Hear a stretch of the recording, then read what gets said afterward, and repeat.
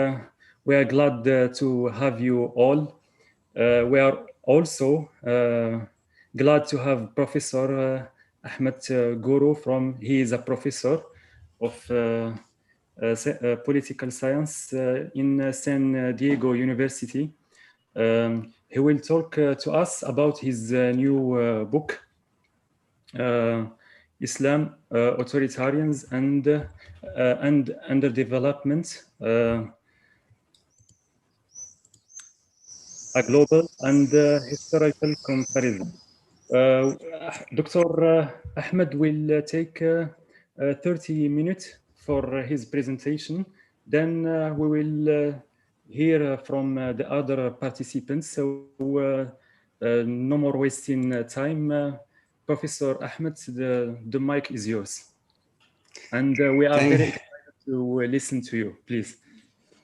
Thank you, Dr. Zatri, for organizing. I'm thankful to every staff and faculty members of the University of Münster for making this possible. And it's very good to see many friends and colleagues. And it's also excited for me because my book is going to be translated into German. Cambridge and a German publisher are now in the contract process. And I am looking forward to further collaboration with German intellectual academics and readers in the near future. And of course, the topic is very important for Muslims in Europe. And also, as a comparative work, my book makes arguments about not only the history and present of Muslim majority countries, but also making some claims about Western Europe, how Western Europe were philosophically and economically inferior to Muslim world until the 11th and 12th centuries. Then what changed, what explained the rise of Western Europe. This is a very, very important discussion because not only academically, but also politically, and in terms of public debates, in the Middle East and elsewhere, there is the notion of the rise of the West only a mere result of Western imperialism based on coercion and colonization. In the book, I tried to be very well balanced as much as I could. I know that it is impossible for a human being to be perfectly balanced. Life is very complex. And as social scientists, we all make generalizations. But what I was trying to do in the book is that, on the one hand, I give data about colonization, slavery, and exploitation by certain Western powers, especially Spain and Portugal, but later on, British, French, and Dutch empires. But at the same time, I emphasize how Western Europe developed its institutions and ideas by the bourgeois class and intellectual class, by printing revolution, by developing certain techniques of pedagogy and education and science. So that's the project. And the message to the Muslim world is that if you want to solve your problem today, don't seek for revenge, violence, or your own imperialism. The path is to really seek knowledge, education, science, better institutions, better ideas. So I'm a political scientist, therefore, I start with a contemporary question. I go to history to really see the historical origins of current problems. So let me share you my PowerPoint presentation in a very quick way to clarify the research question, then elaborate the argument. As you see here, the title is Islam, Authoritarianism and Underdevelopment.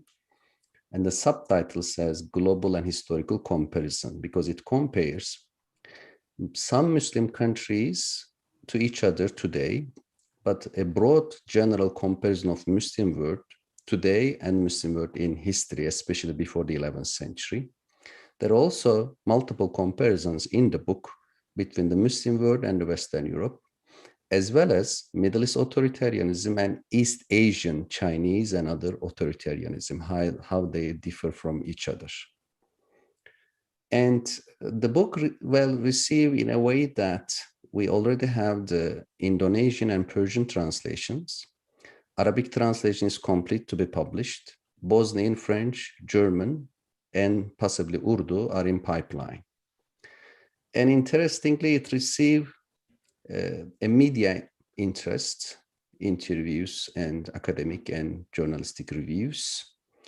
And when Cambridge submitted the manuscript, one of the reviewers says that this book will be faced by hostility from the both right angle and the left of the political spectrum, because the rightists, especially in the United States, blame Islam for everything. And the leftists blame colonization and Western imperialism. And therefore, both sides will attack this book. Therefore, Cambridge should go ahead and publish it. That was an interesting review, I still remember. So the question is not difficult to document, because when we look at the world today, out of about 200 countries, about 50 of them, a fourth, are Muslim majority.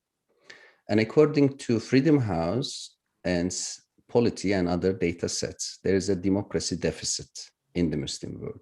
According to Freedom House, 60% of all countries in the world are electoral democracies, whereas in the Muslim world, only 14% of all countries are electoral democracies, fulfilling the basic criteria of election.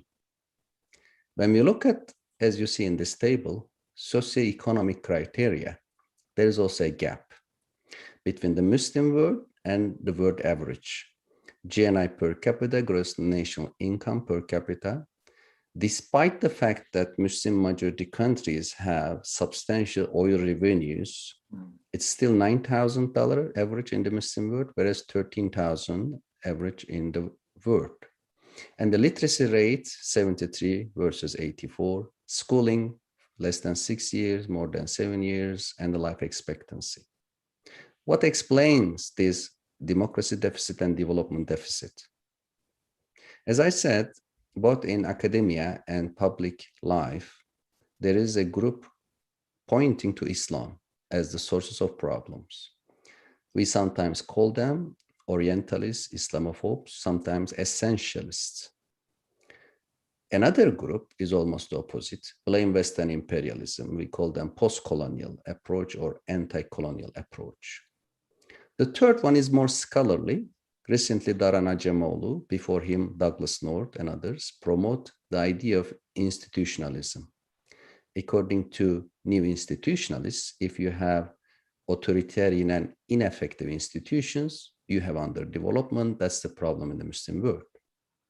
Throughout the book, I take each of these three arguments very seriously. But in this short presentation, let me just briefly mention their weaknesses. One major weakness of the essentialist approach is that when we look at historical comparison, Muslims were scientifically and economically very developed, even more developed than Western Europeans. And Islam was perfectly compatible with progress during this so-called golden age from the 8th to 12th centuries. And that's the point essentials really missing when they portray Islam always incompatible with progress. But when we look at the historical table, again, post-colonial approach also shows many weaknesses. Chronologically, I argue that the stagnation in the Muslim world took place between 12th and 17th centuries. That's the time when Muslim world and Western Europe had they show comparable levels of development. There was a dynamism and productivity in Western Europe, whereas stagnation and even decline scientifically and economically in the Muslim world. Therefore, stagnation and even decline in Muslim majority countries began before colonization. Therefore, colonization cannot be the main cause of that. And last but not least, institutions. Clearly, Muslim world had better institutions in early Islamic history when they had economic and scientific development. But who built institutions? Where do institutions come from? Why are they now ineffective and authoritarian institutions? These questions are not answered by new institutionalist perspective, the third and last theory. My response to that is that institutions are built by human beings, especially four classes of human beings. That's what I focus in my book to explain both Muslim world and Western Europe. Intellectual class, economic class, religious class, and political class. And when these four classes had a certain level of balance of power, autonomy, and separation from each other, of course, these are relative terms, Muslim world had a dynamic intellectual and economic life. They had independent scholars and merchants until the mid-11th century. After the mid-11th century, there emerged what I call ulema-state alliance, an alliance between the Islamic scholars, ulema, and the state, particularly military state. And that was almost the opposite transformation in Western Europe. Until the mid-11th century, Western Europe was dominated by the Catholic clergy and the military aristocracy. After the 11th century, as a result of a century-long struggle between the royal authority and papal authority, there was the Gregorian reform, institutionalization of separation of church and state, opening of universities, emergence of city-states. Then Western Europe after the 11th century started to develop an intellectual scholarly class and bourgeoisie, which led to multiple revolutions. They almost modeled or replicated what Muslims had before the 11th century. Before the 11th century, Muslims had independent scholars and dynamic bourgeois class or the merchant class supporting them. What I mean by scholars not only include philosophers like Khwarizmi, who gave us today's algorithm, algebra, and he and other mathematicians learned from India and taught Europe the Arabic numerals, including zero. Razi, an important medical doctor who differentiated between different viruses and bacteria. Ibn al-Haytham, who innovated the early prototype of camera that we have today in a dark room, camera obscura. Farabi, an important political philosopher. Ibn Sina, a philosopher of metaphysics and also medical doctor. And Biruni, who wrote the most important book on Indian history, culture, religion, which wasn't surpassed for 5-6 centuries. All these polymaths were important part of Muslim golden era. But there were Islamic scholars, ulama, like Abu Hanifa, who also took part of the golden age. And the main position of these scholars, ulama, was their independence from the political authority, their resistance to be servant of the political authority. I cite many sources in my book. One of them is Cohen, 1970 article, which reported that out of 3,900 Islamic scholars between 8th and mid-11th centuries, only 9% served the state, received money from state as qadi, judge, and other positions. 92% had multiple private jobs, especially related to commerce. Abu Hanifa was a Sikh merchant. Ibn Hanbal, another important founder of one of the four Sunni mazhab or school of law, worked in textile industry. Interestingly, each of the four Sunni mazhab founder of Islamic law, Abu Hanifa, Ibn Hanbal, Shafi, and Malik, resisted state authority, persecuted by that. Abu Hanifa, for example, was asked to be a judge, qadi, by the Abbasi Caliph. He refused. When the Caliph asked him to give an execute, he said, I am not qualified. Then the caliph said, "You are a liar." Abu Hanifa replied, "A liar can never be a judge." Then outraged, the caliph put Abu Hanifa into prison, who later on poisoned to death in prison. So, and Shia scholars like Jafar Sadiq clearly were resisting the state authority. They never accept the legitimacy of Umayyad or Abbasi caliphate. So let me very briefly mention that the reason why ulama until the mid-11th century resist state authority was that the Umayyad Empire was founded by persecuting the Prophet's family member, including the murder of Hussein, which really made many ulama disenchanted about state rulers, regarding them corrupt, immoral. One point and question I always receive is that, what about the patronage of philosophers like Ibn Sina? Yes, polymaths and philosophers in Baghdad's House Wisdom or other places until the time of Ibn Rushd received state funding. But it was not a major problem because philosophers did not provide a religious justification and glorification of the state. But after the 11th century, when the ulama became state servants, they provide a justification and glorification of state, which made dissent and opposition almost impossible. And philosophers had multiple political and religious views, very dynamic, complex, and therefore they did not have a teaching to the masses to obey the ruling class. But post-11th century scholars represent either a Sunni orthodoxy or a Shia orthodoxy. Therefore, they ask the masses to obey the ruling class. That's the problem, what I call ulama-state alliance.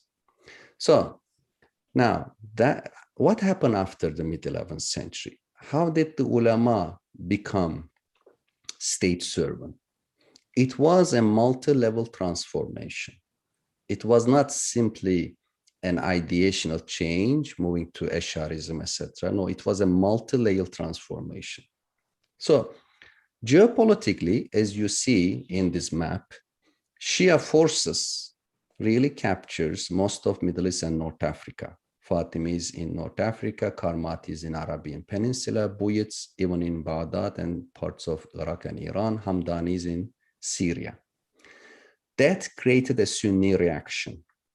And the main leaders of this Sunni reaction were the Abbasi caliphs in Baghdad, Qadir and Qaim, father and son. Together they rule about 75 years as caliphs. They were aware of the fact that their position was very symbolic.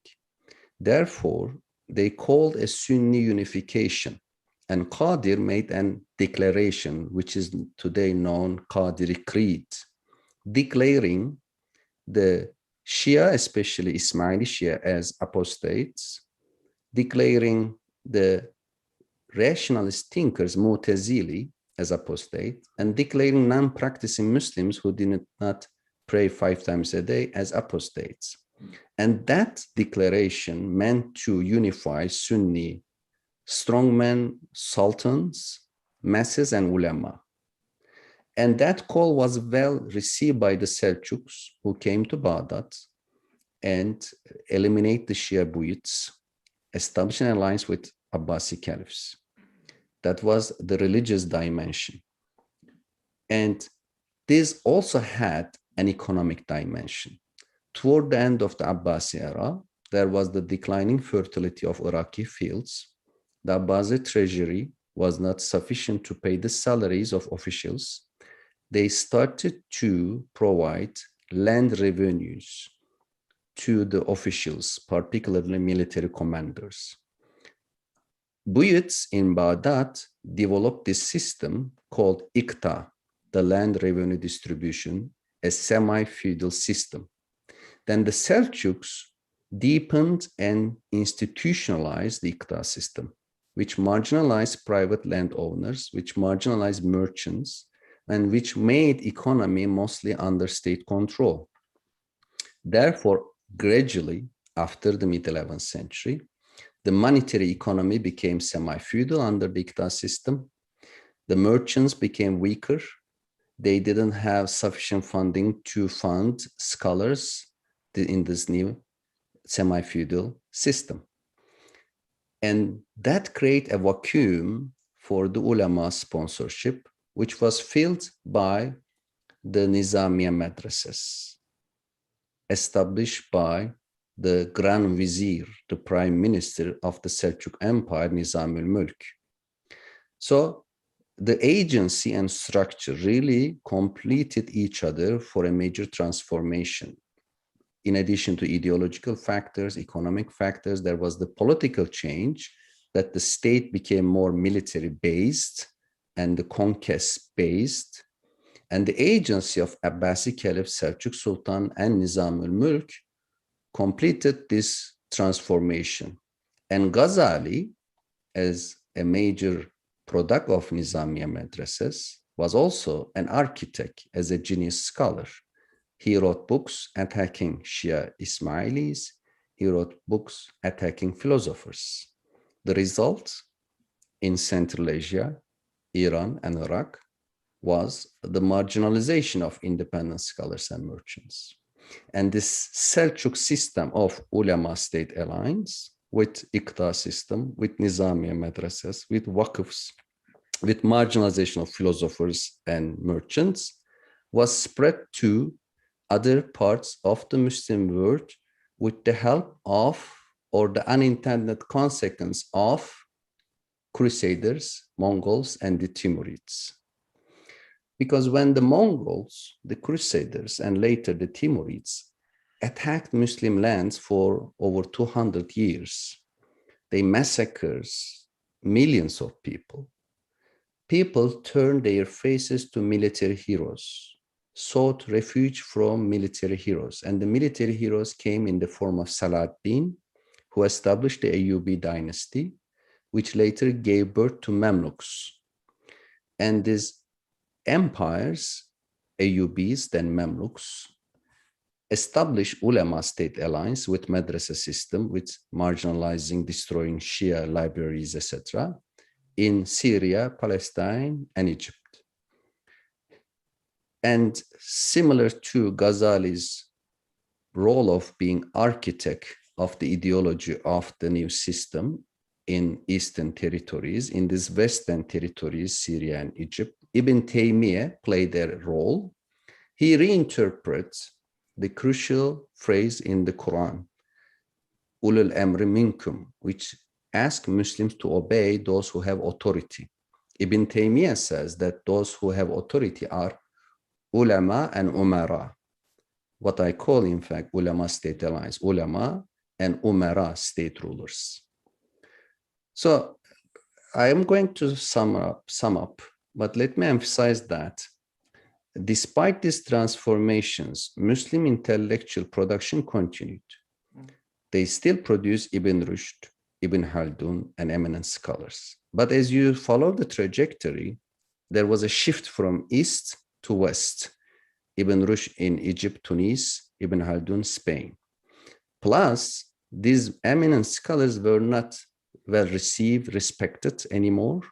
Ibn Rushd was physically attacked. His main book, politically, the Exegesis of Plato's Republic, was destroyed. Today, we only have its Hebrew translation, not the Arabic original. Ibn Khaldun mostly forgotten and neglected.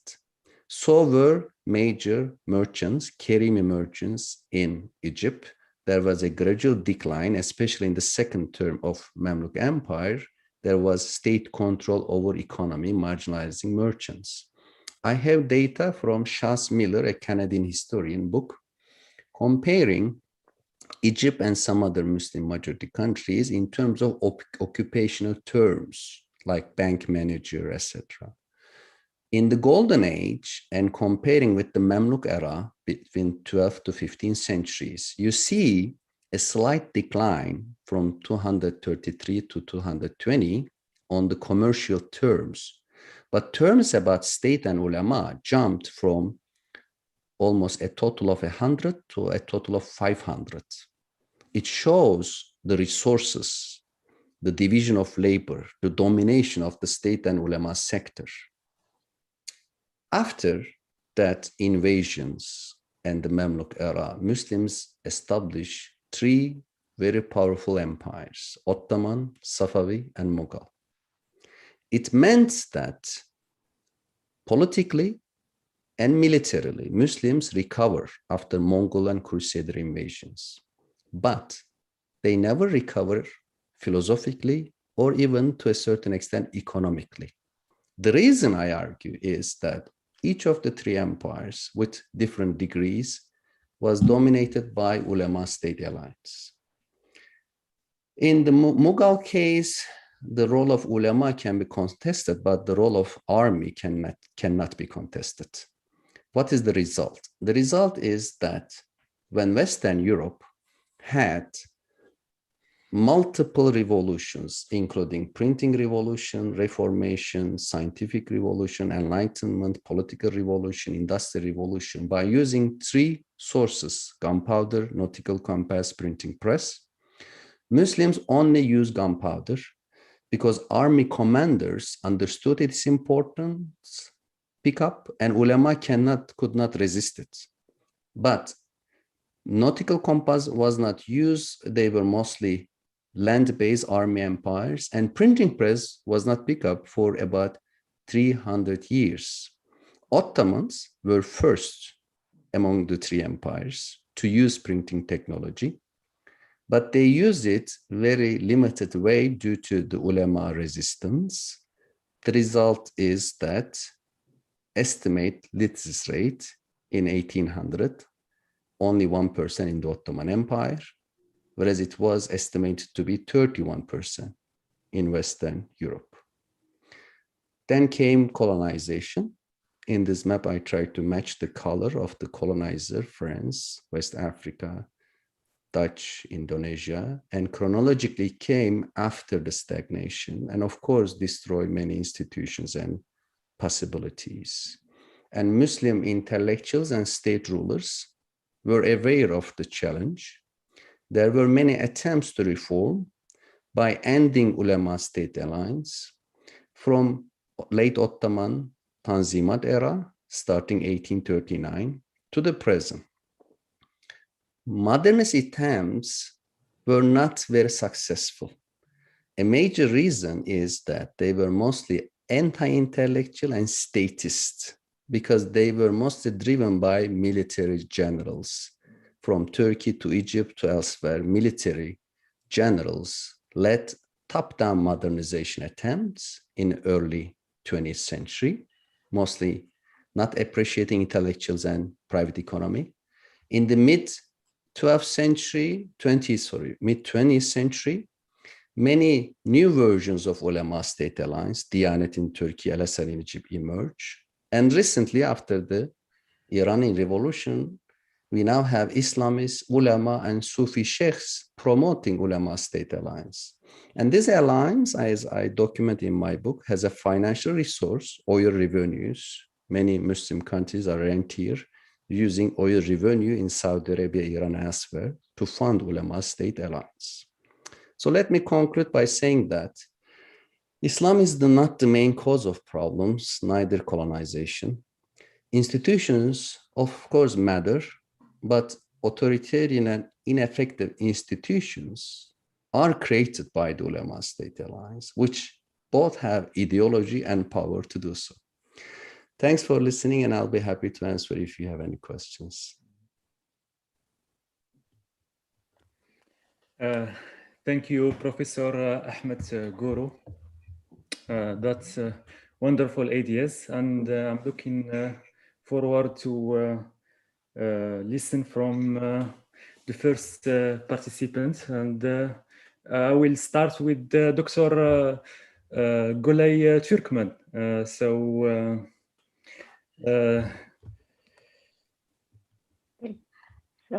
Gulay is a postdoctoral researcher at the University of Graz Center for Southeast European Studies, and she is also a visiting fellow at the Max Planck Institute for the Study of Religious and Ethnic Diversity.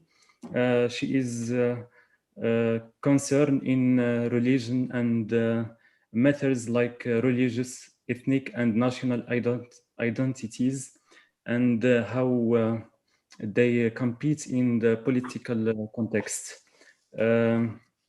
She published a lot of papers and a book this year called "And the Banner of Islam, Turks, Kurds, and the Limits of Religious Unity" from Oxford University Press in February this year. So congrats, Dr. Golay at first.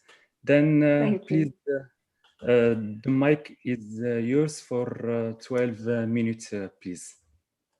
Thank you so much for that kind introduction, and thanks so much for the invitation. It's really exciting to be here. So today I'll be sharing with you my comments about this really impressive book. And Professor Kuru will have already, I think, like heard these comments through the book review that I wrote. So it is going to be, so I wrote a book review last year about the book, and I will be reading the book review mostly. And I will be very much open to discussing it further during the Q&A and discussion. So, okay. So, why do Muslim countries exhibit high levels of authoritarianism and low levels of socioeconomic development in comparison to world averages? This is the question that Ahmet Kuru sets out to answer in his latest book, Islam, Authoritarianism, and Underdevelopment, with the help of a plethora of data ranging from governmental documents and global indices to interviews he conducted with Islamist politicians and bureaucrats in Egypt and Tunisia. Kuru first confirms the validity of this claim. He then goes on to explore the historical roots of current-day troubles in most Muslim-majority countries. After a detailed comparative historical analysis, Kuru points to the ulema-state alliance formed in the 11th century as the main culprit behind the many problems experienced by Muslim-majority countries. Kuru opens the introduction with a provoking formulation of the main question. Why are Muslim-majority countries less peaceful, less democratic, less developed, he asks. Aware of the danger of essentialism such a formulation might bring in, he immediately complicates the question by drawing attention to the scholarly and socioeconomic achievements of Muslim-majority countries between the 8th and 12th centuries, when Islam was perfectly compatible with scholarly flourishing and socioeconomic progress. According to Kuru, it was only through a gradual reversal process that started in the 11th and 12th centuries and took off especially between the 16th and 18th centuries that the Muslim world became stagnant and fell behind Western Europe.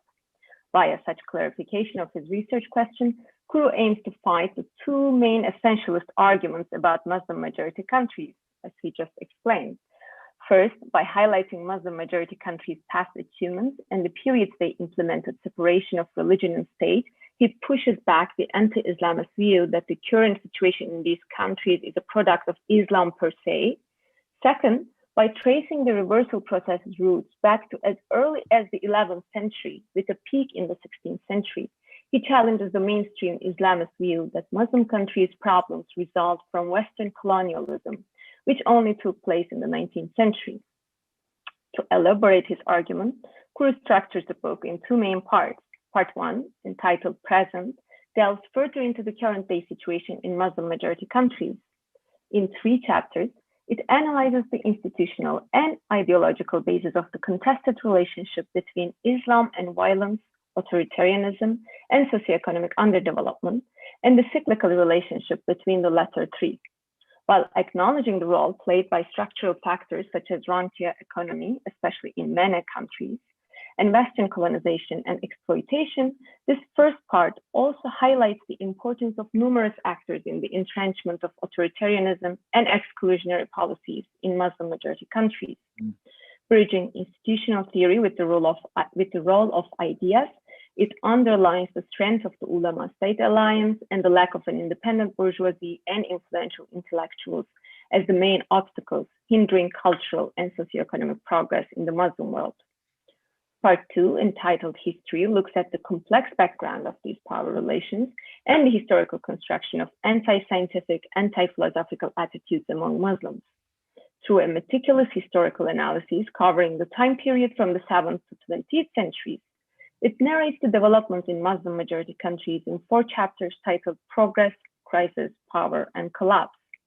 According to this account, after rapid progress between 7th and 11th centuries, characterized by military, commercial, and intellectual achievements and a certain level of egalitarianism, Muslim-majority countries experienced a critical juncture in the 11th century.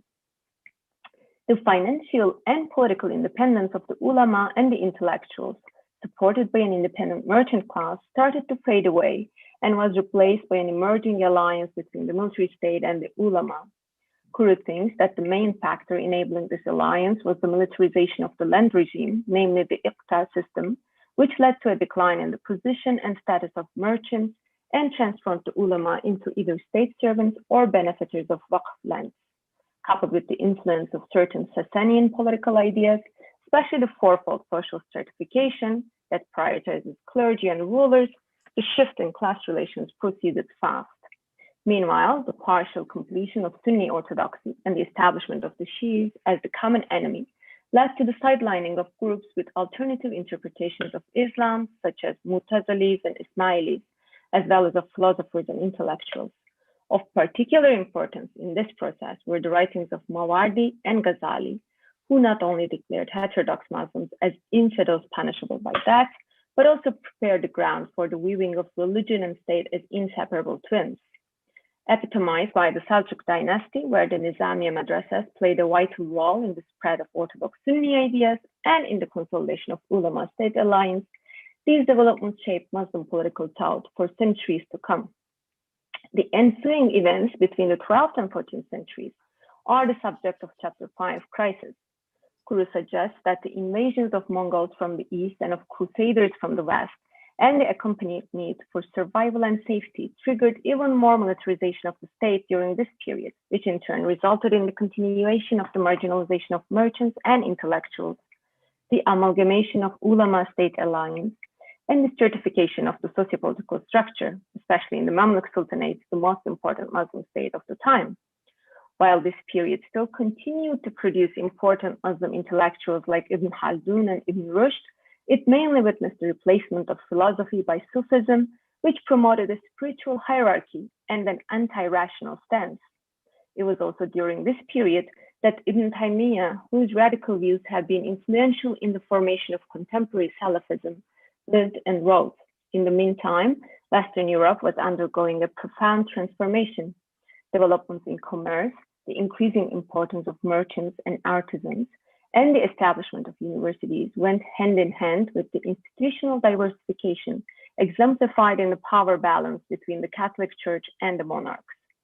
Chapter 6, Power, scrutinizes the 3 Muslim empires, Ottomans, Safavids, and the Mughals, during the 16th and 17th centuries.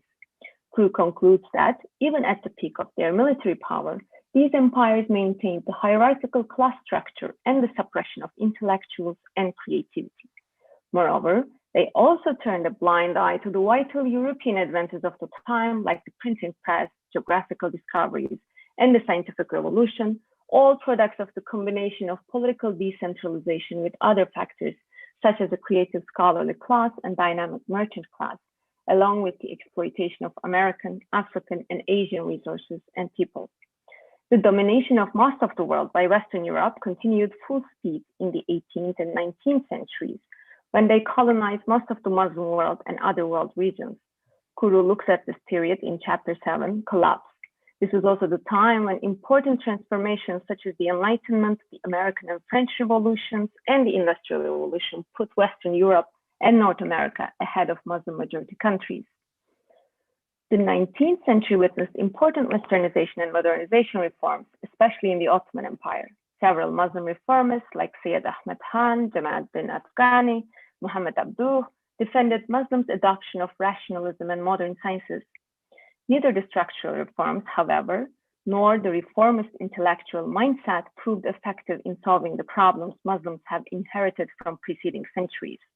Despite the weakening of the ulama-state alliance and the emergence of relatively independent intellectuals, the statist outlook, the influence of absolutist rulers, and the continuing lack of an independent bourgeois, Kuru contends, have hindered the success of political and socioeconomic reforms in the Muslim world. In concluding the book, Kuru recommends that the solution to Muslims' problems lies in the establishment of competitive and meritocratic systems, building on substantial socioeconomic and political reform with ideological and institutional dimensions, undertaken by creative intellectuals and an independent bourgeoisie who can balance the power of the ulama and state authorities. It's only through a critical historical analysis of Muslim history that one can construct a more progressive relationship between Islam and the state, Kuru argues. So I find Professor Kuru's argument really convincing. However, I have two main criticisms. And the first one is that there are overgeneralizations at certain points in the book, which are inevitable, as Professor Kuru has just mentioned in his presentation. And one important reservation I have concerns the curious omission of a detailed discussion of Southeast Asia from his account. Long neglected by scholars of Islam as the periphery, as opposed to the Middle Eastern center, Southeast Asia is currently home to more than 250 million Muslims, about 14% of the world's 1.8 billion Muslims, and is labeled by some as the Muslim archipelago. Considering that Southeast Asia's Islamization was well underway by the 13th century, one cannot help but wonder why Professor Kuru has included it in his narrative only marginally. At different points in the book, Professor Kuru states that his main focus will be on the emergence and the establishment of Sunni orthodoxy. For example, in chapter 6, he justifies his focus on the Ottoman Empire to the detriment of the Safavid and Mughal empires by the fact that it was more likely to represent Sunnis who have constituted the vast majority of the Muslim population. As such, it could be speculated that the allocation of less space to Southeast Asia stems from its relatively little role in the formation of Sunni orthodoxy in comparison to the MENA region. Still, I believe that an in-depth discussion of the Southeast Asian interpretations of Islam, a combination of Shafi Sunnism, Sufi mysticism, and pre-Islamic local rituals, for example, Javanese rituals, as well as the structural and ideational factors in that region, might have enriched the overall argument and contributed to the production of a less generalizing account of Islam. But then again, the book is already like 240 pages without the references, so maybe there was not enough space. So that's also another possibility. And a second criticism I have concerns Professor Kuru's portrayal of Western Europe, which becomes a bit too simplifying at times. While such a macro-scale comparative approach inevitably calls for some generalizations, especially the case of Spain could have been used to complicate the overall narrative, I think. In chapter 6, Kuru highlights how Spain differed from the British Empire and the Dutch Republic and resembled more the Muslim majority states at the time, a strong alliance between the Catholic clergy and Spanish monarchy, repression of diversity and free thinking, infamously embodied by the Inquisition, and a rentier economy based on the riches looted from the Americas. Yet, what sets Spain apart was the willingness of its rulers to patronize geographical explorations. Though the case of Spain demonstrates the validity of Professor Kuru's overall theory on religious elite-state alliance, the role Spanish rulers played in advancing geographical discoveries demonstrates the path dependency of Kuru's argument and the role of agency in historical processes. Yet, rather than problematizing the Spanish case and using it to fine-tune his theoretical framework, Professor Kuru presents Spain as part of his grand narrative about Western progress. So this book is an important and a very bold intervention in a vital question that has received scholarly attention for a long time. In spanning 13 centuries and a vast geography comprising Indian subcontinent, Central Asia, Middle East, North Africa, and the Iberian Peninsula, the book refutes the essentialist view that presents Muslim and Western cases as dichotomous entities and provides a detailed class-based historical account of why Muslims could not maintain their role as pioneers of intellectual, scientific and technological progress. And above mentioned criticisms aside, I would recommend it to anyone interested in the transformation of the relationship between Islam, economy, and politics through centuries. As I said, the two main criticisms that I have are the ones that I just voiced. But apart from that, I think this is a very important contribution to this literature, and it will be read by several scholars in years to come. So thanks so much, Professor Kuru. These are my comments, and I ended that.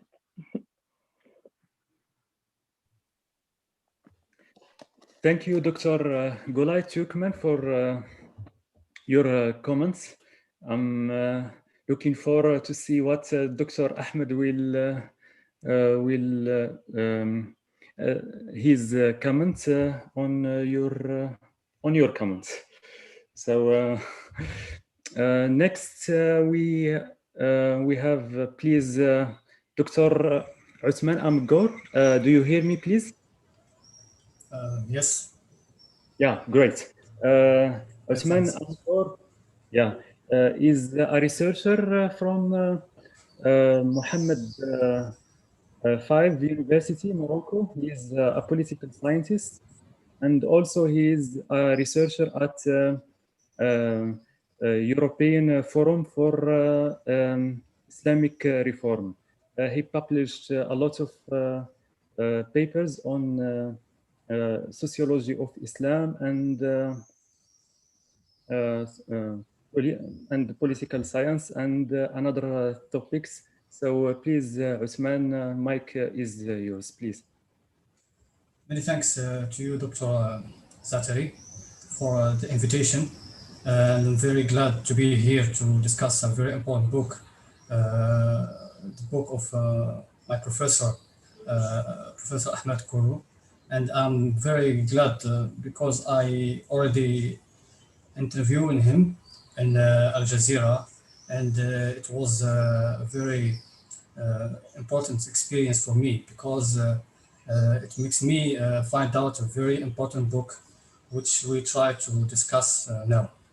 And allow me to overcome, reducing the thoughts of the book because the Professor Kuru and Dr. Gulay gave us the important idea about what the book tried to examine and what the book tried to show for us.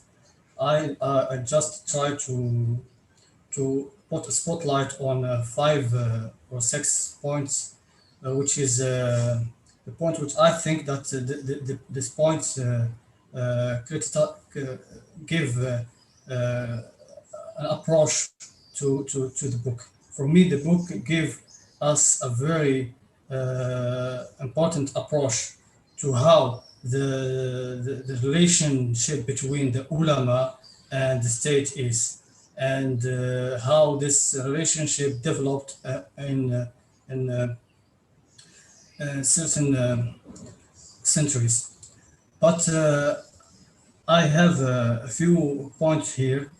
One of these points is the relationship between the concepts of the states, the modern state, and the states in the Islamic region. I think that here we have a very huge difference between the concept of the state and the modern state. The Islamic state means in Arabic is a dawla, and a dawla comes from something which is related with changing. But the modern state, it's come from something which is related with the static, or with the stability. And we have a very huge difference between these two concepts. And the book show us the relationship between the ulama and the state, which is a dawla, not the modern state. I think that our problems now, it's not just belong to a dawla, it's come from the modern state. And we have a very huge difference between this two concepts.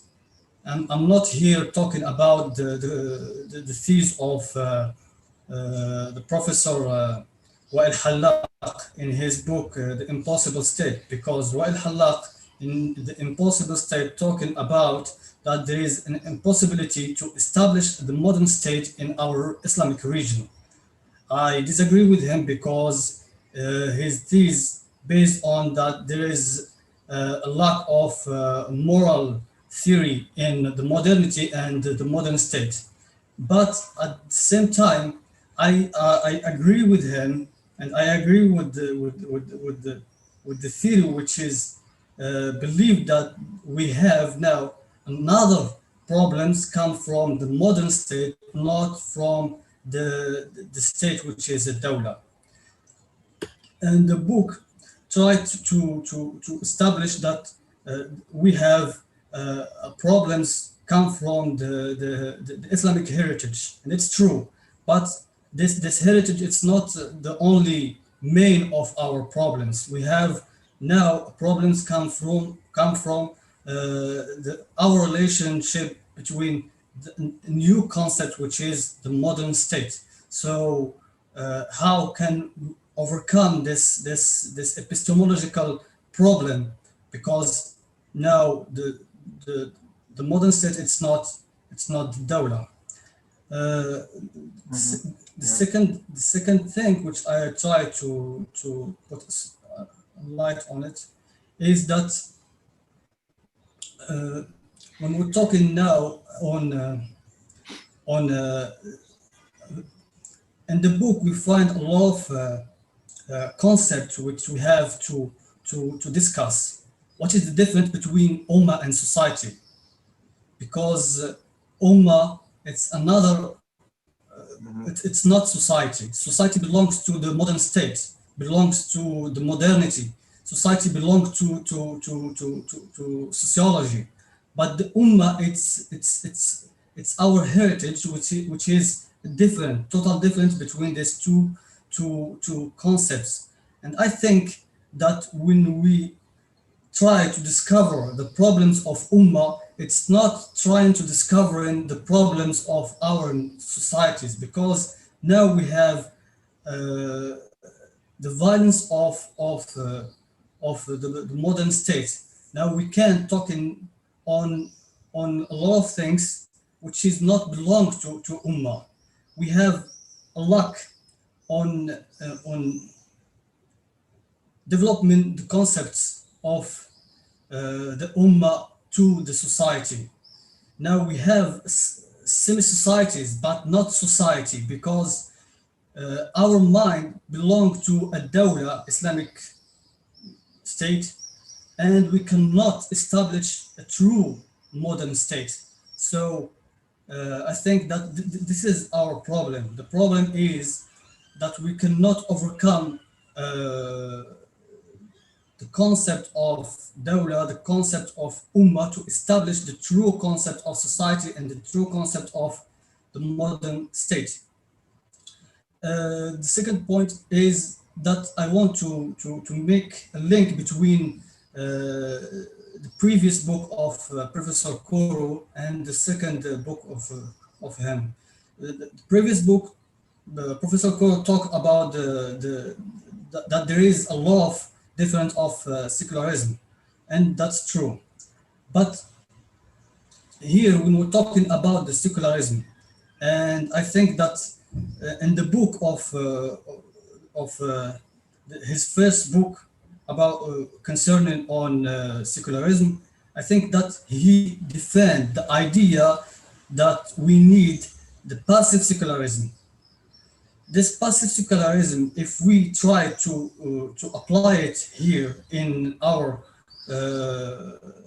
region, that we will try to apply another version of relationship between ulama and state. So I think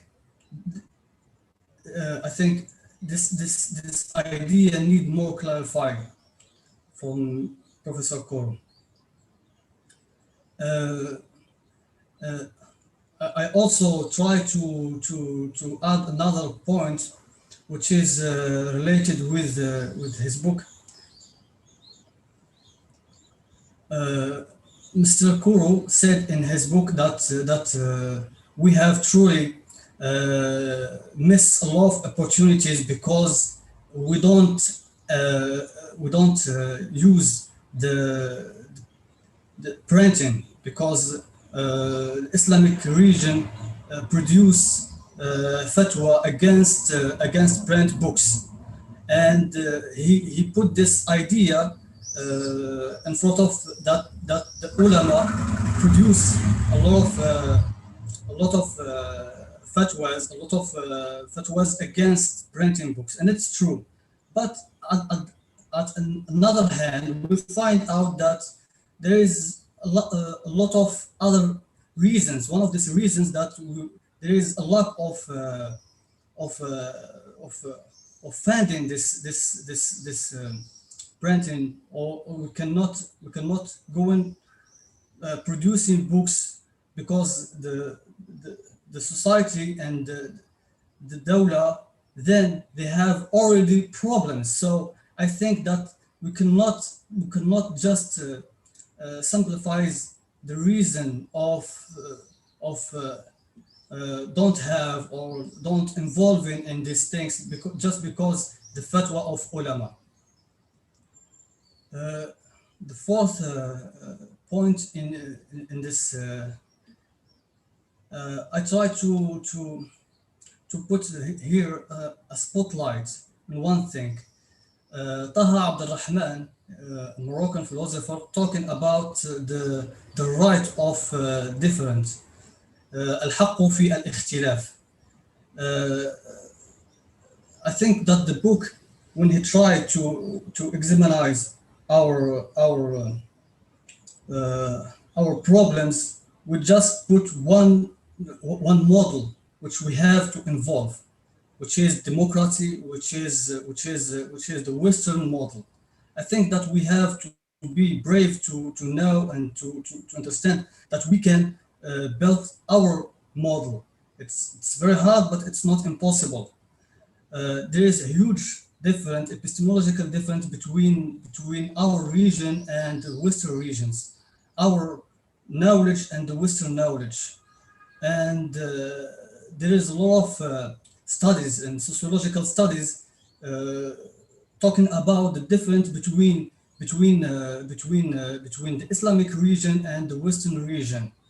The sociologist Ramon Gustav talking about that just talking on university, it means that we're talking about something excluding other models. And we have now talking about multiversity. It means that we need other models of thinking. There is a very huge difference, for example, between the Western minds and the Eastern minds. The Western logic, for example, based on the Aristotle logic, but for example, when we're talking about China talking about the harmony. So there is a very huge difference between that. So if we accept that, then we accept that the Islam region can also give his version of Renaissance, his version of building his own concepts. For I said before, the concept of dawla, the state, the concept of ummah, not just society. I think that the book of Kuru, it's very important because he gave us a lot of information about our heritage. We have a lot of problems in our heritage, but our heritage doesn't. The problems of our heritage doesn't forcing us to just involve in the Western model. And as a final point here, that the book of Kuru talking about democracy and democracy as a model of our region. And he put a relation between development and democracy. And I think that this relationship is broken. Now, democracy and liberalism and development is we have independent relation between these three concepts. Now we can find that China, for example, can build its own development without democracy. Democracy now live it in crisis. So how can we involve in concept with its own crisis? I think that I was very brief, but and many thanks for everyone here, and the mic for Dr. Zatem. Thank you, dear Othman. Thank you. I just wanted to mention that if anyone wants to ask Professor Kuru or engage with any of our discussions, we can. Hello, Professor Abdurrahman Zatri. It's me, I am Abdelaziz Lamrani. I have just joined. I'm sorry for interrupting you. Yeah. Hello. I thought that this webinar will start at 8:30, so I have just joined. So I don't know if you want to give me a floor, so I am ready. If you want me to talk later, it's fine. Just go ahead. No, it's your turn. It's your turn now. So it's okay. So I'm sorry for being late. I don't know if Professor Ahmet Kuru has already presented, a brief talk about his book. So I'm not sure. Yes, I did. I did summarize the arguments. Unfortunately, maybe I'm going to listen to you later in a recorded session or version of this, conference. So, guys, good evening, everyone. First of all, it's my immense honor and pleasure to be with you, and I would love to seize this opportunity to thank Professor Abdurrahman Zatri for his kind invitation to discuss Professor Ahmet Kuru's interesting book, Islam, Authoritarianism and Underdevelopment, a Global and Historical Comparison. In fact, I am very lucky because I have read the book twice. I read it last year when I was invited by the editor-in-chief of a famous Moroccan journal, Esprit Muda. So I wrote a book review about Professor Kuru's book. And I have just finished my second reading of the book. And in fact, I truly enjoyed it. So I am here neither to refute Ahmet Kuru's argument, nor to prove him wrong. On the contrary, I'm here to celebrate his argument and support it. Okay, and when I received an invitation from Professor Zatri, and he asked me to, to prepare something for this webinar, I asked myself, I already wrote a book review, so I'm not sure what I'm going to say more about the book, but the book is really pregnant with a lot of interesting ideas, concerning the Muslim world. So, although Ahmet Kuru's argument might seem totalizing and generalizing, but I strongly believe that there is some truth in it. Many in the Muslim world blame a variety of outside forces of our contemporary socioeconomic and political problems. However, in his book, Ahmet Kuru tells us that we should go beyond the politics of blame. And this idea, I brought it from Edward Said, because as a post-colonial critic, he always insists on the fact that we should go beyond the politics of blame. We shouldn't keep blaming the West on our contemporary problems. because it is usually easier and always more satisfying to blame others for your own problems. So the author, Ahmet Kuru, invites us to do sort of autocritique by delving deeply into history to pinpoint the roots of modern day underdeveloped, and autocratic countries in the Muslim world. So if you are serious about diagnosing the real reasons behind our economic, intellectual, and political stagnation, Ahmet Kuru advises us that we must go back to history, specifically the middle of the 11th century, and ask ourselves what went wrong. And here I'm not referring to Bernard Lewis' infamous book, What Went Wrong. So most of the intellectual efforts that try to explore the reasons of the Muslims today problems have remained ahistorical. That is simply because they didn't, take history into account, or they didn't, adopt an historical approach when they decided to excavate the root causes behind the decline of Muslim civilization. So in attempting to explore the root causes of Muslim underdevelopment and authoritarianism, most of Muslim historians either glorified Muslim civilization during the Middle Ages or only blame the West. In his book titled We and History, نحن والتراث, Constantin Zorek says that it is very important to go back to history so that we can understand the complexity of the present and plan for better future. Ahmet Kuru has done exactly the same thing in his book. He believes that Muslim countries' contemporary problems cannot be understood without analyzing the historical origins of the dominant ideas and power relations in these countries. The Arab uprisings failed, and the Muslims, especially the Arabs, are wondering about the reasons that have led to the failure of Arab Spring and democracy.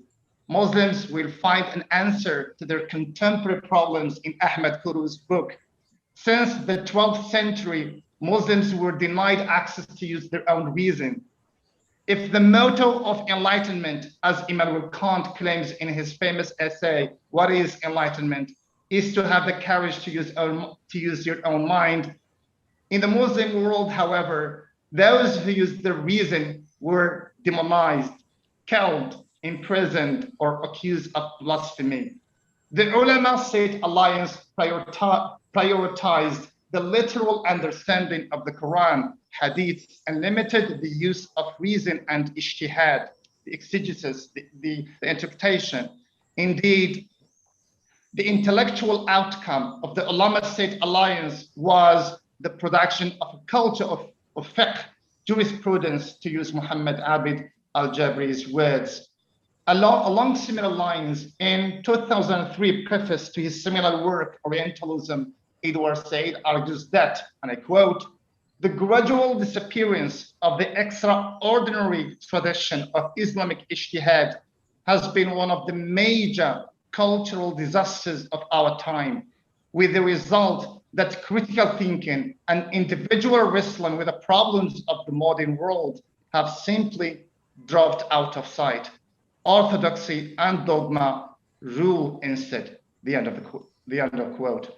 So with this in mind, the Muslim thought has become exhausted and incapable of producing new ideas due to the long partnership and alliance between the ulama and rulers against the independent intellectuals and bourgeoisie. What is interesting is that the ulama-state alliance is very powerful today. The political systems are using Islam as an ideological apparatus. For example, the imams are paid by the authorities, and present Friday sermons are dictated by the state. In fact, the political power in the Maghreb, North African countries nowadays, is monopolizing the religious efforts, claiming that it protects Islam from being hijacked by jihadists or fundamentalists. At the same time, And at the same time, it prevents the emergence of independent scholars who could produce new readings and interpretations of Islamic text. Kuru's book is a comprehensive book, and it attempts to include 49 Muslim countries. As a Moroccan researcher, I have found that Mr. Kuru has not devoted adequate space for North African countries, particularly Morocco, given that Morocco was not a part of the Ottoman Empire. When he mentioned those three 16th century powerful Muslim empires, the Ottoman, the Safavid, and the Mughal, he neglects to address the Saadis, and later the Alawites. But Kuru's hypothesis of ulama-state alliance can also be implemented in addressing contemporary problems in Morocco. Moroccan empires achieved unprecedented military victories, especially in 1578, when the Saadians defeated the Portuguese army in the Battle of Alcázar.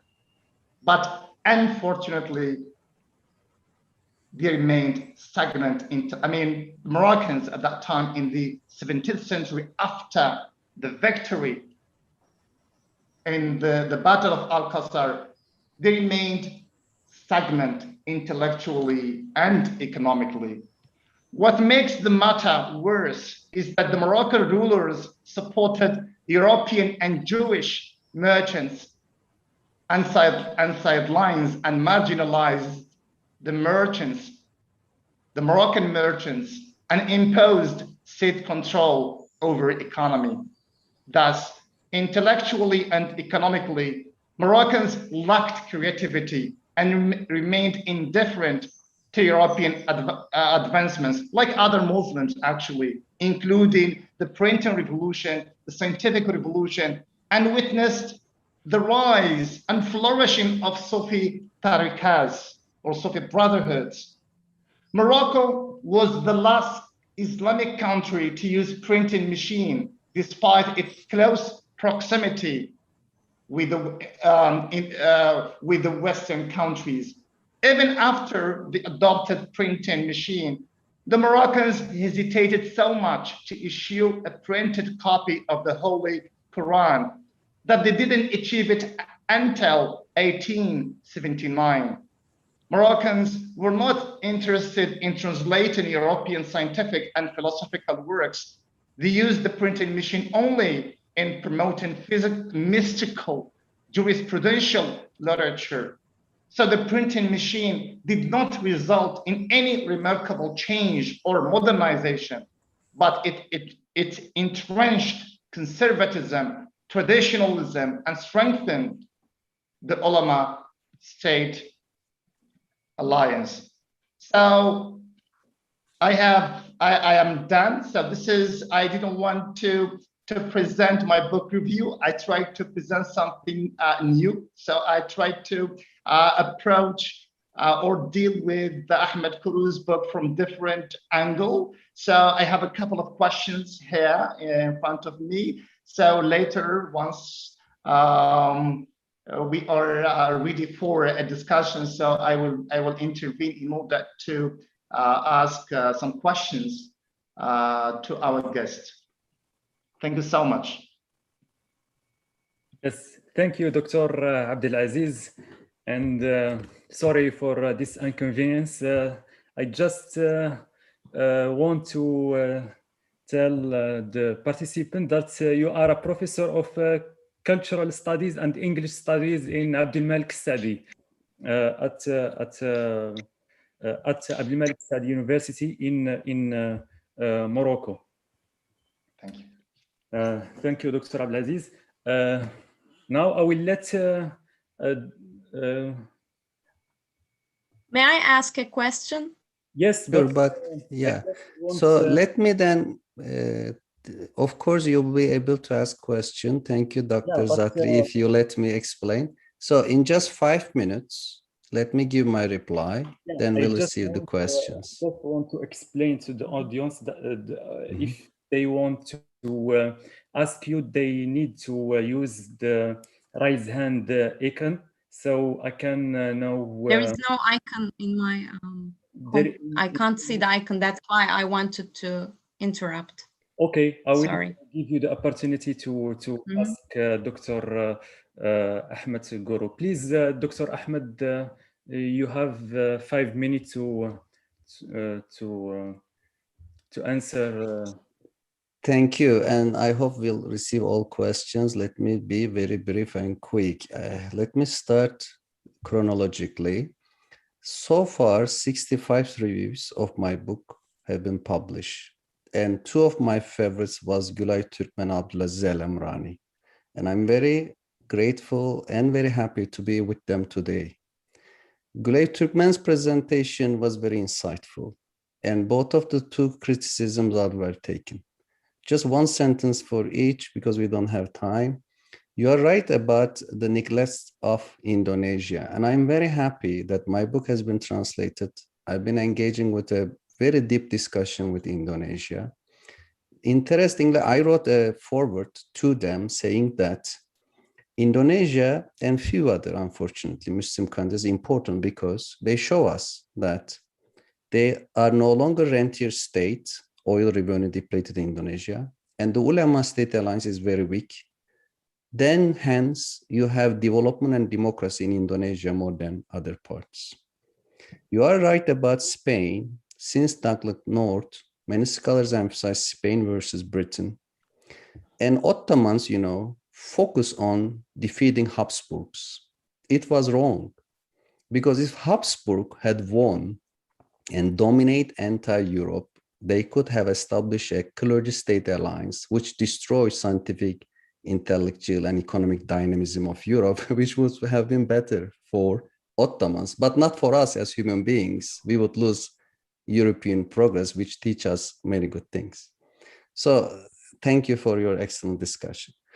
And let me shift to Dr. El-Emrani. I'm very impressed by the examples of Morocco, how you shows us the ulama-state alliance, marginalization of merchants, not allowing printing of the Quran, almost the same thing in the Ottoman Empire. The ulama didn't allow us to print a single translation of Turkish until the Turkish Republic.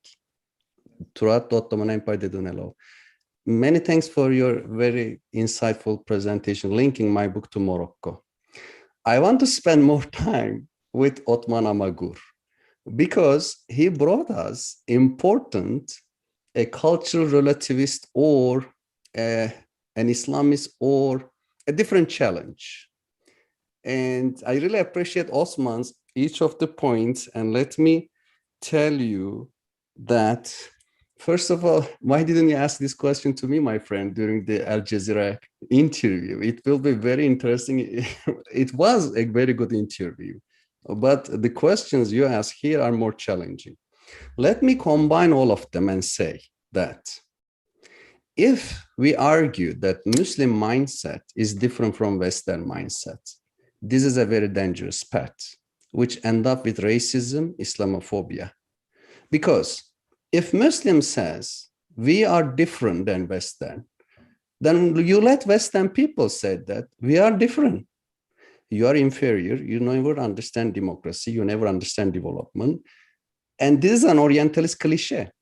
So therefore, when you say that we Muslims are different, you are essentializing and putting us in binary opposite categories. I refuse that. I am a Muslim and I am a Western individual. I don't know what the Muslim mindset or Western mindset are because I combine them in my personality, in my family. That's one thing I want to emphasize. Second, democracy and development are universal values if we take them as freedom, participation, progress. These are not belonging to West. Because if you say they do belong to West, what is remaining for Muslims? Do we appreciate authoritarianism, underdevelopment, violence? No. We should ask Muslims in survey, 85% say prefer democracy. Let me conclude by the concepts of dawla and ummah. What is the definition of modern state in social science? We have two definitions. One is Max Weber's, as my friend Musa Baraj here, very well known, and he also wrote an excellent review of my book, by the way, published in Kantara in 3 different languages. I'm grateful to Kantara, Germany's portal, Islamic Studies, and Musa Baraj for their review in Arabic, German, and English. So Max Weber, a German social scientist, defined state as an institution that monopolized the use of violence in a given territory. That's the first definition. Second definition of state, Mancher Olson's and others says, taxation. So modern state is all about violence and taxation. What about Muslim Devlet? Is it different? No, the same thing. What was the reason the first caliph, Abu Bakr, declaring certain Arab tribes as Ridda, Murtad, and declare war and kill them? Because they refused to pay tax. And Abu Bakr said, if you don't pay tax to me, I declare war and kill you. This is the very good definition of modern state. So I see really no difference between sultanate, dawla, modern state whatsoever, with the very basic idea of taxation and monopolization of violence. The Ottoman state was all about monopolization of violence and taxation. So semantic is not important because the term dawla did not exist in Ghazali. Ghazali says sultan, sultanate. Mawardi, ahkam sultaniya. He didn't use the term dawla. And if we really look at the differences, German state is different from American state. There is no such thing as modern state. They are all variation. So I recently had a debate with a scholar saying that modern state has borders. Really? Look at the American borders in Mexico. Why did Trump try to build the wall? Because American state failed to have a border. Millions of refugees and immigrants are coming. So at the end, I'm very happy that you asked these questions. I don't know whether you ask them rhetorically or sincerely, but in any way, this is an important discussion. And my book has a very clear position that we can make universal generalizations.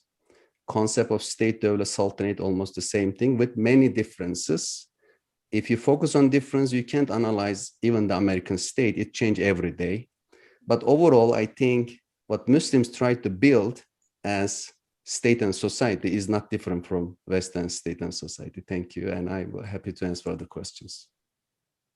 I have a question. Yes, but Doctor, I can't ask, I think. Okay. I will let you. I will let you ask Prof. Guru. But first, I will let Dr. Ahmed Ubaidat to ask Professor Ahmed Guru. Please, Dr. Ahmed. Thank you very much. Do you hear me? Yes, yeah. Of course.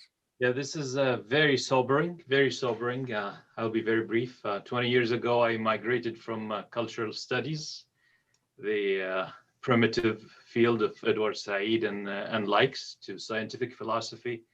And about 10 years ago, I migrated to global history. So I think you guys are one of the most sober people in the field. So I congratulate you and thank you for the administrative turn of reinterpreting Islamic history. Question is brief.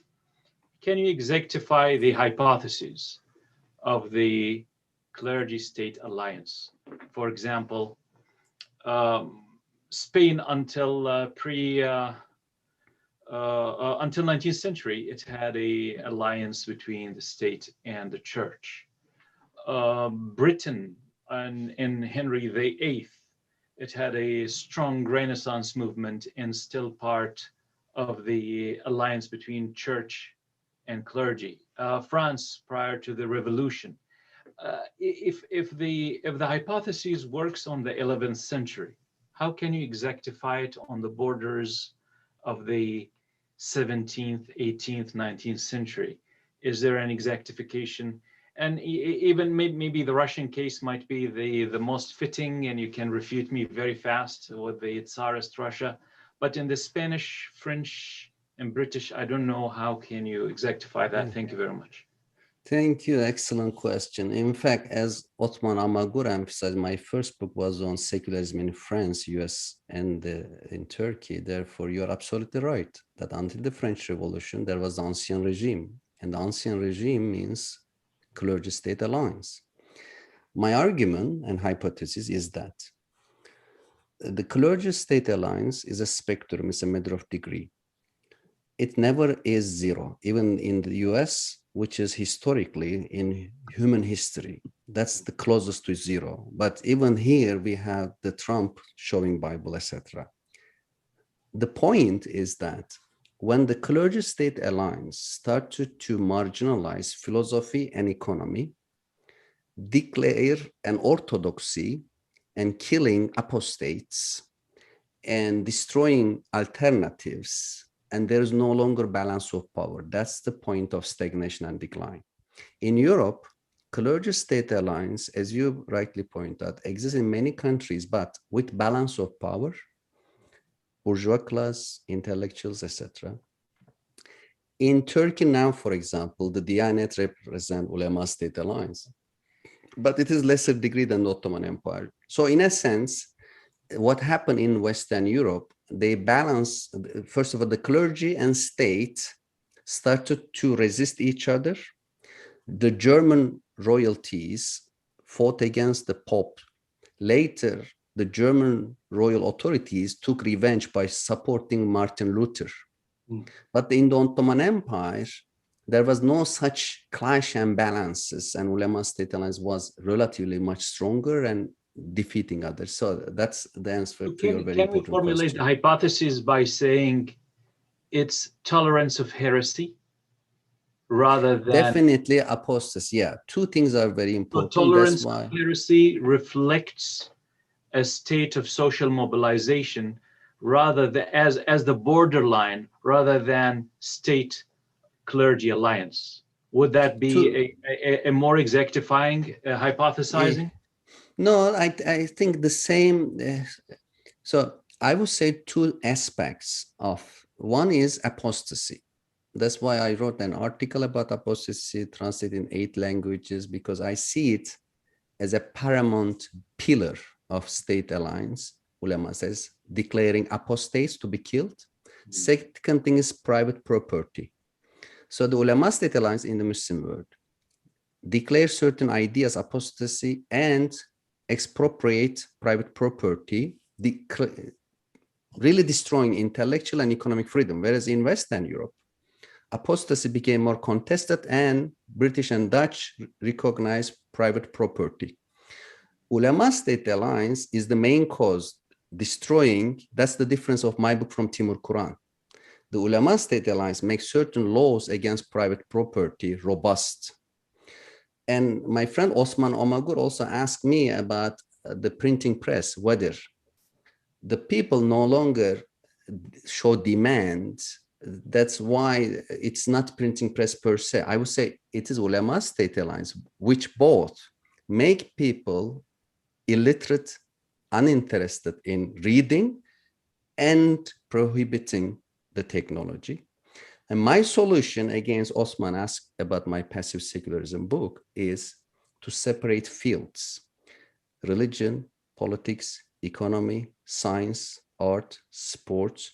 Each should be autonomous and separate from each other. My main critique in my first book of French laïcité is that despite all its claim to separate, it is a unifying project of French Republic laïcité, making all of us part of it, forcing us to remove headscarf, creating politics above religion. But American passive secularism is, at least theoretically, focusing on separating each of the spheres. I think that's the solution. Thank you. Thank you very much. Thank you. Please, the next, Mr. Roy Karadag. Yes, thank you very much. Like most, if not all of the others, I am very impressed of what you've accomplished here. I've just read this thing in these past 18 hours, and I'm still, you know, in that mood where you know, constantly you try to reflect on what happened there. And I would like to have many discussions on you on issues like, why didn't you bring in more sociology of religion? Why didn't you do a more historicist argument? Why do you engage with these debates on development and democracy, which you do not need? The book is impressive enough in that historical detail and in that historical argument that you make. But that's, we can discuss about that in other contexts. I have one more political question to you. So I totally understand why you write this kind of book, right? This is a discourse which has the tendency to become very toxic among those who are very critical of Islam and Muslim history on the one side, and those who are very apologetic about Muslim history, or even, you know, aggressive, violent, etc. You know that better than I. Now, the way you wrote this book, right? I understand why you did that, and your argument holds, etc. But in the debate as it exists today, even in a country like Germany, where the discourse on Islam is much more moderate than, let's say, among far-right people in the US or so. But even there, one would read your book and say, all right, so even if he writes it's not Islam as such, then Islam looks bad enough because it developed bad enough in those first 4 centuries to have a generalizing argument on why Muslims right now are just not, you know, capable of having principles of liberalism, of liberty, etc., and all that. You know that. So I'm interested to see how. I'm interested to see you on those really big platforms, right? How to counter those arguments and how to bring. I know you have nuance in that debate, but how to make that stick, right? How to make that nuance stick with people who would just say, he proved it. So they were good for a couple of 100 years, but then bad for the other millennium. So why bother? Yeah. Thank you. That's a very good question. And I know that, Roy, you are very much engaged in the literature on sociology of religion. And I understand your concern. And let me emphasize that that's the concern of my family members. Many of them ask me not to write the book. My friends in my department, one of them asked me to just publish in Turkish and Arabic, not English. He said, Ahmet, please don't publish in English, because they are all afraid that I will fuel Islamophobia. And my answer to them is that accepting is the solution. Denial is never the solution. And honestly and academically, I spent about 20 years writing about Islam and democracy. I have a political science quarterly article in 2014 emphasizing oil money as the source of authoritarianism, not Islam.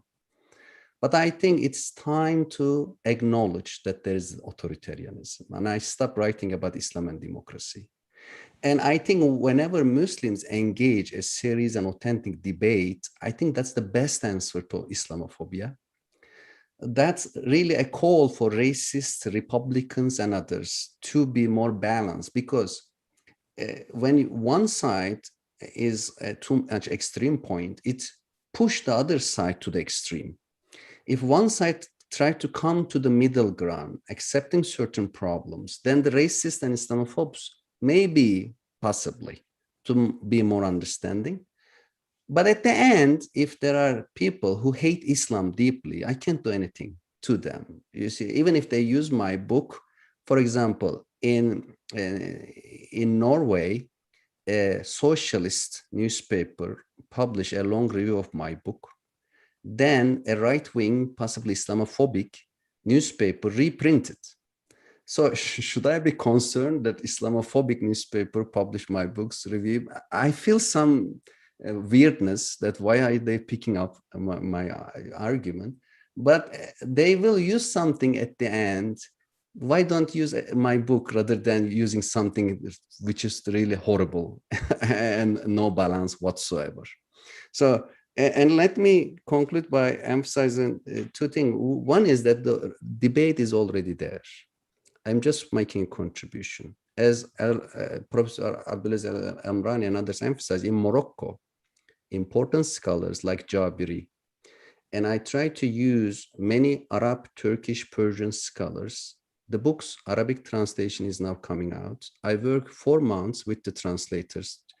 We focus on Arabic quotations that there are many, and the debate is very, in fact, deep in many Arab countries, and I hope to make a contribution. And I understand your concern. Hopefully, with this kind of discussions, we'll elaborate that it's not designed to fuel Islamophobia. It's just try to bring a new perspective. Thank you. I have a question. Yes, go ahead. I am looking forward to your question. Thank you for waiting and your patience. Yes. Thank you for your presentation, Hocam. You referred to Islamophobia at the very beginning. I think, forgive me if I'm wrong, but maybe it's coming from a dissident perspective. I think it's overused and an exaggerated term. For example, people in Turkey are deprived of their basic rights. If I have a child in Turkey, I can't make him or her, not join the religious classes. Or if I don't fast during the Ramadan, if I eat something in the street, I will probably be told off, or this is the most, optimistic incident, or maybe beaten.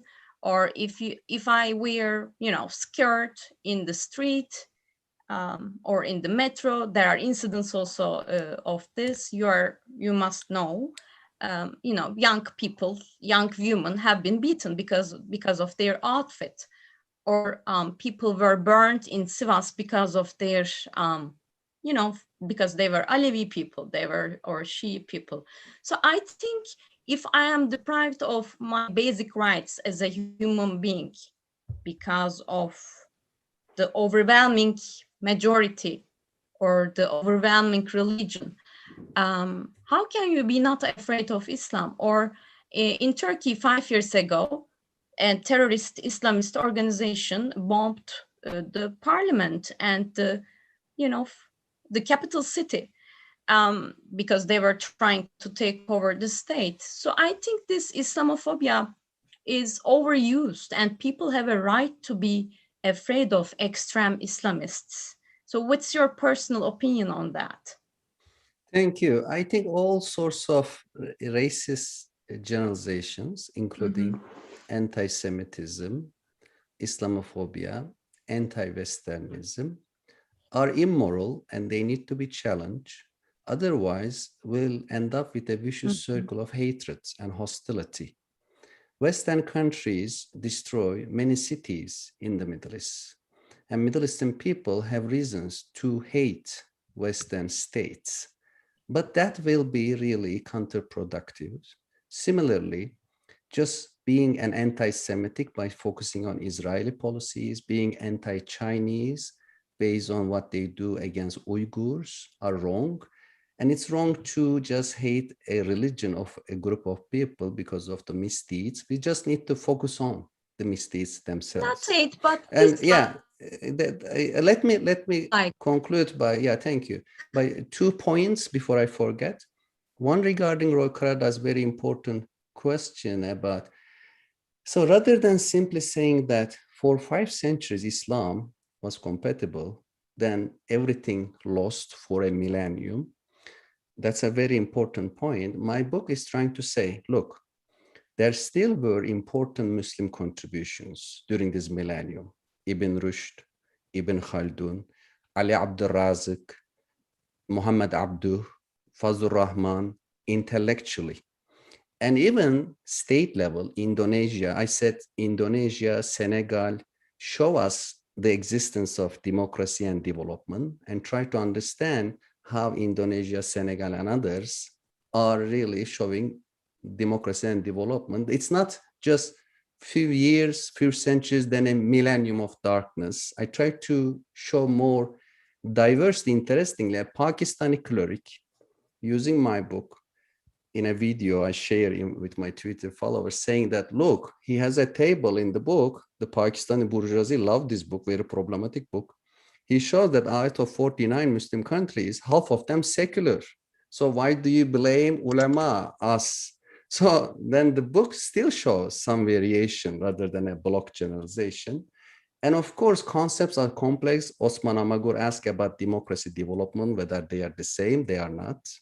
Yes, China is growing despite authoritarianism, but I explained that Middle East authoritarianism are rentier, clergy-state alliance, more militaristic, less education-wise, less efficient, whereas Chinese authoritarianism is productive, not rentier, secular, not ulama-state alliance, focusing on education, focusing on export-oriented production and more efficiency. Therefore, even when it comes to authoritarianism in the Muslim world or elsewhere, I try to really give us the variation.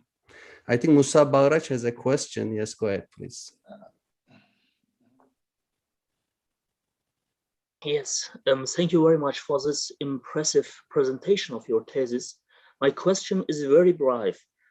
Professor Khurshid, the director of the Center of Islamic Theology in Münster, says in his last book entitled God's False Lawyers or Fake Lawyers, that the falsification and politicization of religion began with the Umayyads by doing revival of the culture and structure of submission.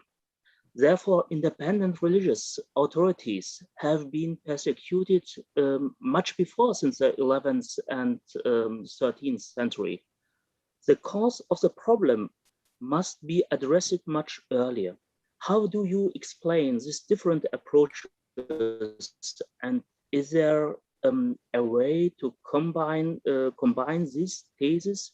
I'm looking forward to your answer. Thank you very much. Thank you. That's a very important question. Let me emphasize very quickly. One, many Shia readers, by the way, my book became very popular in Iran and Iraqi Shias for many reasons. One is that the book emphasized how the murder of Hussein and Prophet's family members led to ulama-state alliance, acknowledging the tragedy that Shias really appreciate.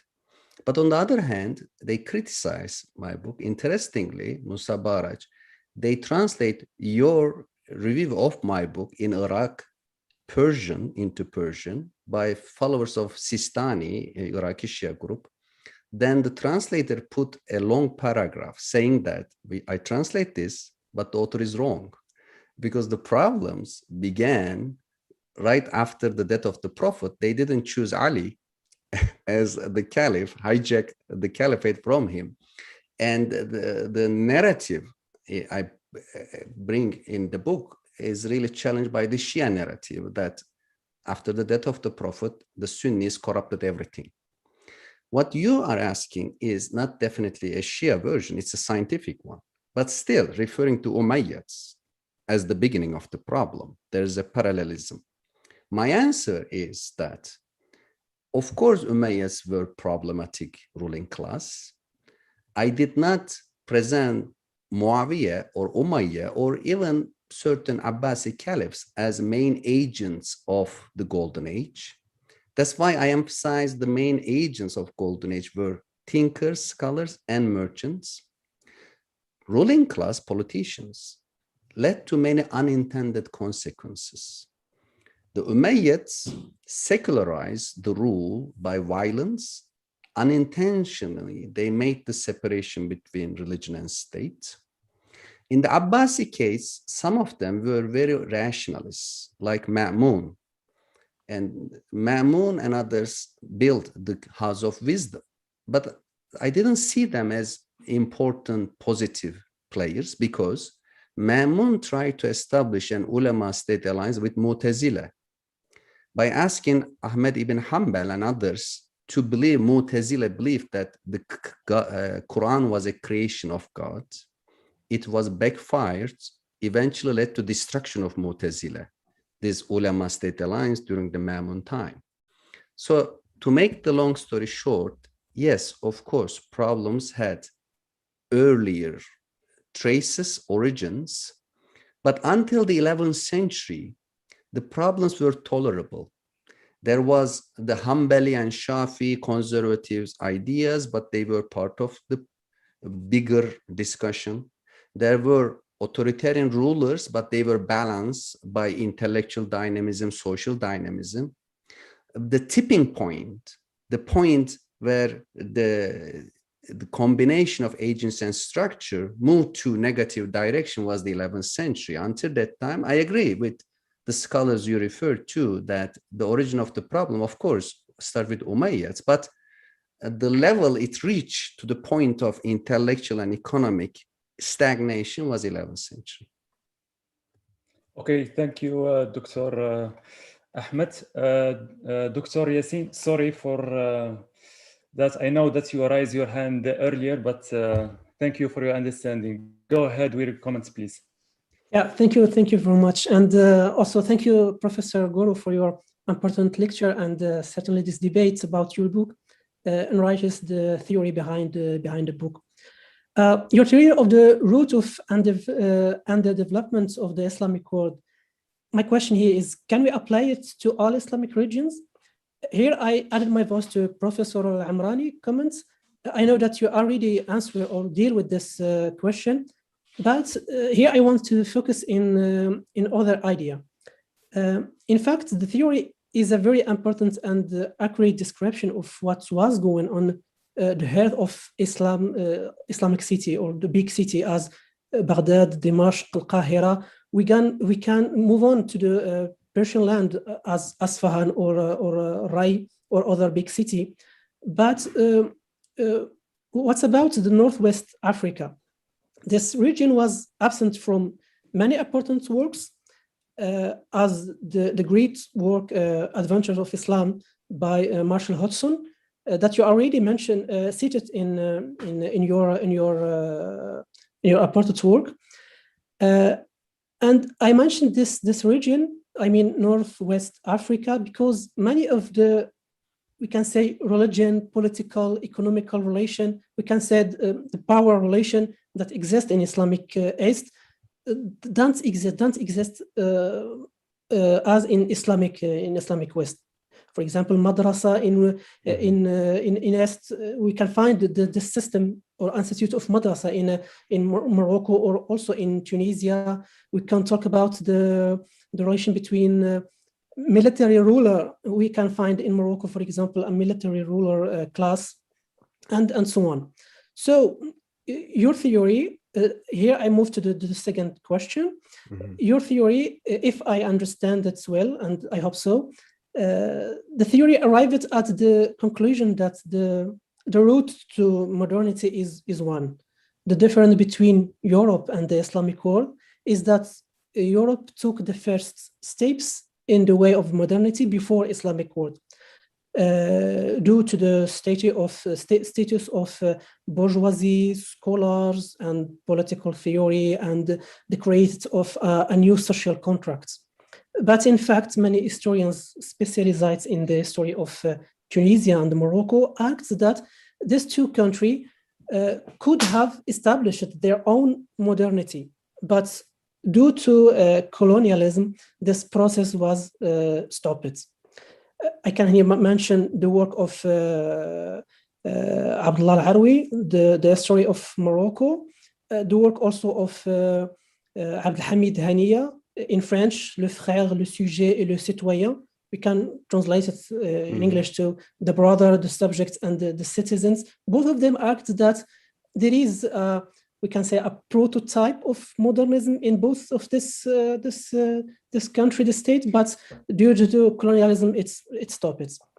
Here, my question here, sure. We find that colonialism is the wall with which the theory or your theory could collapse. So the question is how your theory, Professor Kuru, could deal with this problematic. Yeah, thank you. Thank you very much. I'll just answer in a few minutes, combining the two questions. The argument is universal, and in the Muslim world claim to explain North Africa as well. If you look at history, Mamluks dominated most of, at least part of North Africa with clear ulama state alliance. Then in Andalus, you know, after the decline of Umayyad dynasty, there was a time of anarchy replaced by two North African Moroccan dynasties, Al-Muwahidun and Al-Murabitun. Al-Murabitun was a clear definition of ulama state alliance. They established an alliance with a nomadic warrior dynasty with Maliki qadis and Maliki ulama. And they really destroy the previous intellectual dynamism in Andalus. Then they were replaced by Al-Muwahidun, which initially gave more space because Al-Muwahidun were against Malikis and persecuted Malikis. They patronized Ibn Rushd and Ibn Tufayl. But later on, even Al-Muwahidun were dominated by bigots. The bigots in the ulama, the bigots in the people, they persecuted Ibn Rushd. And I think Morocco and Spain historically were very good examples of ulama state alliance destroying intellectual and economic dynamism. Then came Tunisia, as you say, 500 years of Ottoman rule in Tunisia. How come you can neglect ulama state alliance in Tunisia? We cannot. And even in Morocco, as Professor Al-Marani explained, that there were certain elements of ulama against printing press, so on and so forth. When colonial regime came in the 19th and early 20th century, it was too late to have a modernity. With literacy rate, look, literacy rate in Morocco, even today, is very low. Think about literacy rate in Morocco a century ago. Think about 2 centuries ago. Was it enough for an intellectual rupture? No, it was not. It was already too late. I agree that colonization was destructive. But if you ask about major scholars like Ibn Rushd, Ibn Khaldun, no more after 17th century, North Africa and Spain. Yeah, thank you. So are we concluding? It's already 2 hours. Thank you, Dr. Prof. Ahmet Kuru, but Abdulaziz want to comment. Please, Abdulaziz, please, Thank Dr. Go ahead. Thank you very much. Thank you very much, Mr. Zatri. I just want to claim that we should put a clear distinction between religion and religiosity. So Wahhabism, Salafism, and other Sufi brotherhoods or Sufi movements are not religions. They are just different interpretations and readings of religious text. So I am, let's say, a secular or post-secular, so I'm gonna deal with the Quran from a secular perspective. Okay, so if I am secular, I'm gonna focus on those ayahs which promote, let's say, secular thinking. There is no compulsion in religion. This is an ayah which really focuses on the secularity of the religious text. Okay, and I would like to ask you, Professor Kuru, that in your previous book, Secularism and State Policies Toward Religion, you championed, let's say, passive secularism, and you were against assertive secularism. But in your book in question, you, as a reader, you link secularism with authoritarianism, because you are talking about a Muslim context, because secularism in the Muslim world was, let's say, abused by rulers and other state actors. You see, so even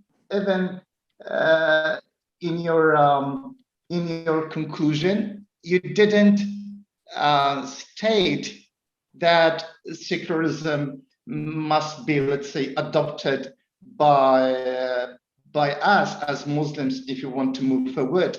I don't know. So what was the reason which prevents you from seeing it bluntly, to your readers? Okay, maybe because secularism is still a frightening term, for Muslims. I don't know.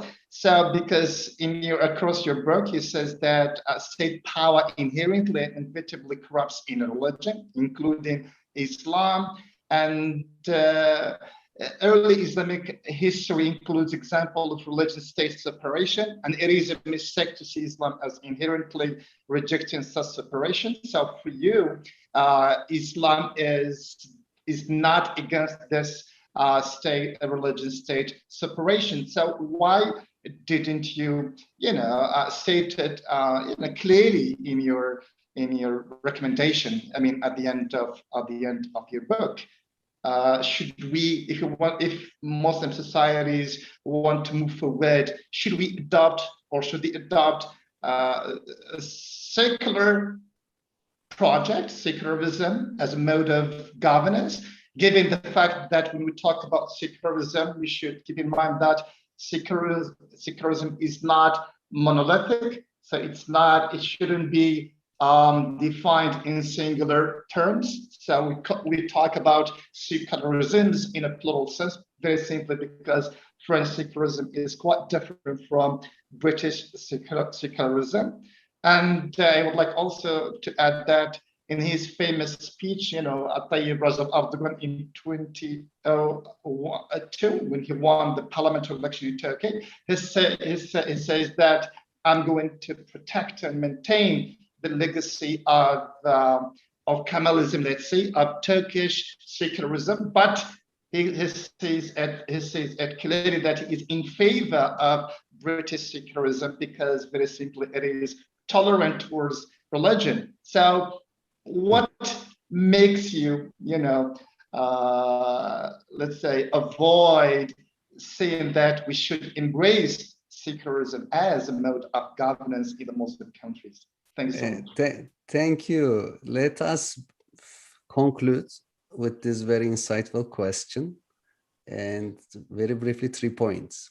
One is that you are right, that I was talking about the Muslim majority context where most secular experiences were top-down, French-inspired or Soviet Union as inspired, anti-intellectual or not appreciating intellectual dynamism, and statist in policy, statist in economic control over the market. From Mustafa Kemal's Atatürk to Cemal Abdel Nasser, Egypt, etc. That's the reason. And I don't want to give the impression that while criticizing ulema-state alliance, I appreciate Kemalism. No, I was very critical of it in my first book. I'm still critical because it should have been more intellectual, pro-intellectual, pro-bourgeois. That's one thing. The second thing is that I was almost tired of the concept because in 2013, I was in Turkey.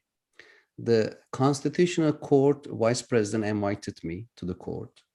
Then the head of the court and the vice head, they told me that in 2013, April, they reached a very important decision that Turkey is no longer assertive secularist. They say strict secularist. It will be liberal secularism. And then the vice president said that we use your book as the framework. And you can imagine how happy I was as a scholar to have an impact. But as all good Hollywood movies has a twist at the end, the dream became a nightmare. And Turkey, as you say, became a populist Islamist country. Today, it is constitutionally secular, but almost there is nothing left. Alcohol can be banned, public money used for mosque construction, public discourse is very much populist Islamist in Turkey. The third and last reason, maybe the most important one, is that I try to emphasize differentiation between politics, religion, economy, arts, academia, etc. That's what I think the key. And of course, the state should be secular. And I try to put my normative views aside of the book. But after publishing the book, I wrote some op-eds, one in Open Democracy with the title, Why Muslim Majority Countries Need Secular Law and Secular Citizenship. And another op-ed, Islam Was Not the Solution. So after that two op-ed, I've lost many followers in Twitter because they thought my book was an Islamic project. When they saw that I am promoting secular state, secular law, secular citizenship, they stopped following me. But that's fine because I don't try to be popular. I try to really promote certain ideas. My more normative view is that secular state is necessary. But in the book, I try to emphasize differentiation rather than emphasizing the concept or the word secularism. You are right. Thank you so much. You are a wonderful group of colleagues. For 2 hours, I really appreciate that you are still with me and with us today. Thank you. Thank you so much. Thank you, Prof. Ahmet Guru, for your time. And thank you also, Dr. Abdelaziz, for your time, Dr. Gulay, and Osman Amagur for his challenging questions. I'll keep thinking for weeks. Yeah. Dear Osman Amagur, thank you very much, my friend. And I appreciate also the engaging questions from the audience, experts, the Dr. Ahmed Ubaidat and the others. So thank you all, and have a good evening, good night. You are Dr. Ahmed, good evening, and for us, good night. And we will see you for